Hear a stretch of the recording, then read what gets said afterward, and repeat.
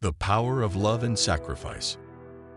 Welcome to Life Tells Stories, the channel where the most incredible and moving stories come to life to inspire you and make you think. Today we tell you a story that seems to have come out of a novel, that of Marco, a successful Italian entrepreneur who, in the darkest moment of his life, finds two newborns abandoned on his wife's grave. What he discovers about those children will change his life forever. Have you ever wondered what you would be willing to do for love and family? Stay with us until the end to discover a truth that touches the heart. And if you love intense and touching stories like this, subscribe to the channel and click like to support our work. Now, let's start this emotional journey. Marco, a successful entrepreneur in the technology sector, is a man who seems to have it all. A brilliant career, a cutting-edge company, the respect and admiration of his colleagues. But what the world doesn't see is the pain that consumes him from the inside.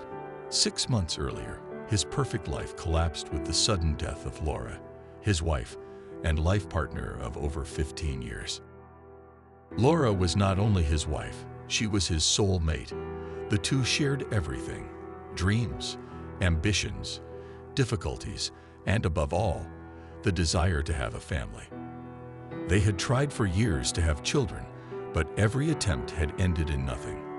For Marco, losing Laura meant not only saying goodbye to the love of his life, but also abandoning the dream of a family. On a cold autumn day, with the sky covered by gray clouds, Marco decides to do something different. He cancels all the commitments of the day, leaves his office located on the 35th floor of a skyscraper in the city center, and heads towards the monumental cemetery to visit Laura's grave. He walks among the tree-lined avenues, where imposing tombs and ivy-covered gravestones tell stories of past lives. The place is silent, peaceful, and reflects Marco's melancholic state of mind. As Marco stops in front of Laura's grave, placing a bouquet of flowers and letting his memories overwhelm him, a sound distracts him from his thoughts. It is a cry, delicate and persistent, a sound that clashes with the solemn silence of the cemetery. At first he thinks it is the wind, an effect of the echo between the graves, but he soon realizes that the cry is real. Confused and worried, Marco follows the sound along the cemetery path. His steps are slow and heavy, while the crying grows louder, until, behind a grave, he spots two bundles wrapped in blue blankets. The blankets are soft and carefully folded, each bearing a letter embroidered in gold thread: T and F. Marco can't believe his eyes. Two newborns, just born judging by their size, abandoned in such a lonely and cold place. His heart races as he kneels down to pick them up. When he takes them in his arms, he feels an immediate and powerful bond with them, a bond that leaves him speechless. Marco's first reaction is to call for help, not yet knowing that that moment would change his life forever. Once at the hospital, the doctors take charge of the newborns to check their health. Marco watches them through the glass of the observation room, feeling strangely connected to those defenseless little beings. As one of the newborns, a boy, cries, Marco approaches the crib and, without thinking, gently places his hand on its small chest. The newborn calms down almost immediately, as if he feels the warmth of a bond that goes beyond words. There is something familiar about them, their features, the color of their eyes. Marco realizes that they are recalling an image, a memory. He knows that face. It is Laura's. It is incredible how much those two children resemble her, and this awareness brings out in him a mix of contrasting emotions, from hope to fear. He decides to contact his lawyer to find out if there are possibilities to take care of them, at least temporarily, until more is discovered about their origin. The next day, Marco receives a phone call that leaves him breathless. The hospital doctor, pediatrician Paolo Martini, tells him that a DNA test has been performed to identify any possible relationships, and the results are shocking. Those two newborns are the biological children of Laura, his wife. Marco is stunned, and a myriad of questions begin to flood his mind. How could it be possible? Why had Laura never told him about it? The answer comes in the form of a letter. Marco's housekeeper, Marisa, finds the letter in a small box along with a lock of hair that Laura had cut a few months before she died. In the letter, Laura explains that their last attempt at assisted fertilization had been a success. She had become pregnant, but the joy had been shattered by the discovery of a brain aneurysm that could have been fatal. The doctors had advised her to terminate the pregnancy, but she had chosen not to. Knowing Marco and knowing how much he loved her, she had preferred not to reveal anything to him, fearing that he would convince her to save herself, giving up their children. It was a choice dictated by love, the sacrifice of a mother who wanted to give her husband the family they had always wanted. Marco is overwhelmed with emotion. Now he knows that those 2 children are Laura's gift of love, her last gift to him. But his choice to take care of them is not well received by his family. His father, Vittorio, a rigid and tradition-bound man, is worried about the repercussions that the story could have on the family's reputation. His mother, Teresa, more concerned with appearances than reality, openly opposes her son's decision. But the biggest disappointment for Marco comes from his brother David, who sees the situation as a threat to the economic stability and reputation of the company. David, as CEO of the family holding, is obsessed with the idea of preserving the Montenegro name from any scandal. Marco, you have to think about business.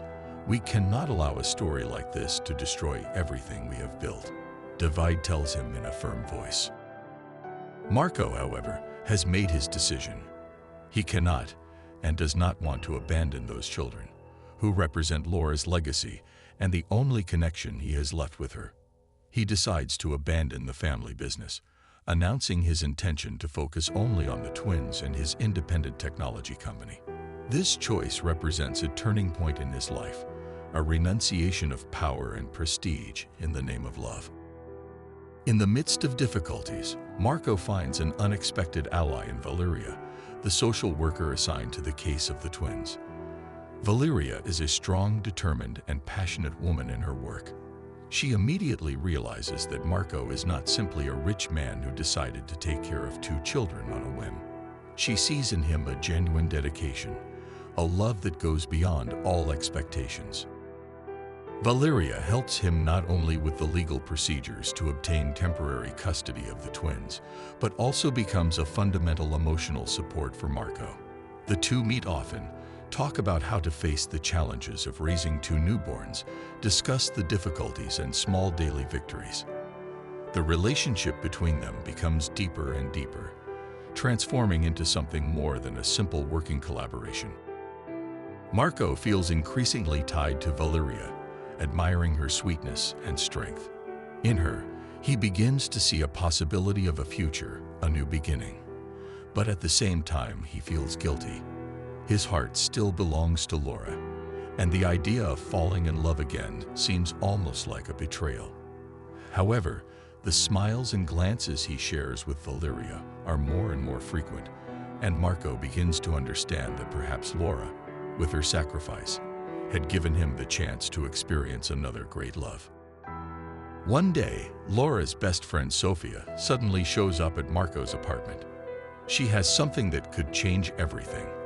An old notebook that belonged to Laura, which contains a digital diary. Sofia gives it to Marco, telling him that Laura had asked her to do it when the right time came. Marco opens the digital diary and discovers everything Laura had experienced during her pregnancy. Her fears, her hopes, the pain of not being able to share the joy with him, and the determination to continue the pregnancy despite the risks. But there is another detail that leaves him speechless. Between the pages of the diary, Laura mentions David's involvement. Her brother had found out about the pregnancy and had helped her hide it. Marco is shocked. David not only knew, but had also supported Laura in her choice to keep the pregnancy a secret. Why then was he now so fiercely opposed to the presence of the children? Sofia tries to explain.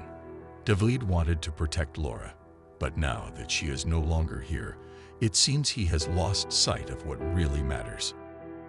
This new revelation pushes Marco to openly confront David. In a moment of great tension, Marco confronts his brother, asking him why he betrayed the promise he made to Laura to take care of the twins. David, cornered, admits that he gave in to the pressure of investors and the expectations of the family.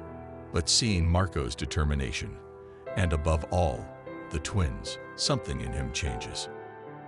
Vittorio and Teresa, Marco's parents, also begin to melt. After seeing the children and noticing their incredible resemblance to Laura, they understand that they can no longer resist. In a touching family moment, Teresa picks up Francesca, feeling for the first time the weight of Laura's legacy and the importance of that love that goes beyond death.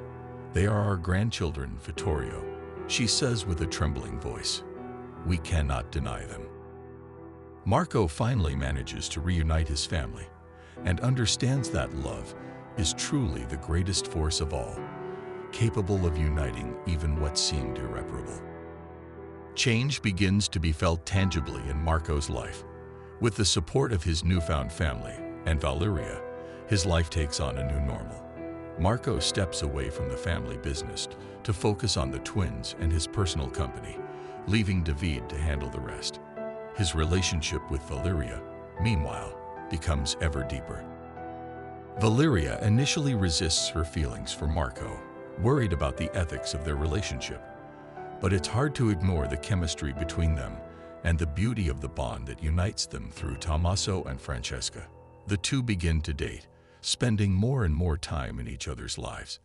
They find themselves imagining a future together as a real family, honoring Laura's sacrifice and finding new hope in the love that life still has to offer.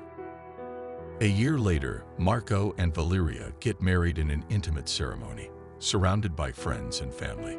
The wedding takes place in the garden of the old family villa on a sunny, flowery day. The twins, now 2 years old, are the center of attention. Francesca scatters flower petals while Tommaso, with his childish seriousness, carries the rings. Valeria looks stunning in her simple yet elegant white dress, walking toward Marco, accompanied by his mother, Teresa. It is a moment of reconciliation and new beginnings, a symbol of how life can give second chances in unexpected ways. During the reception, Valeria surprises everyone by announcing that she is pregnant, and happiness explodes among the guests. The Montenegro family, once divided and broken, is now united and ready to welcome 2 new members. Marco looks up to the sky and smiles, certain that Laura is looking and smiling too, blessing the family she helped create with her love and sacrifice. This story teaches us that love is the most powerful force that exists. It can transform pain into hope, unite families, and create new possibilities even when everything seems lost. Marco has learned that family is not defined only by blood, but by the bonds built day after day with love, sacrifice, and dedication.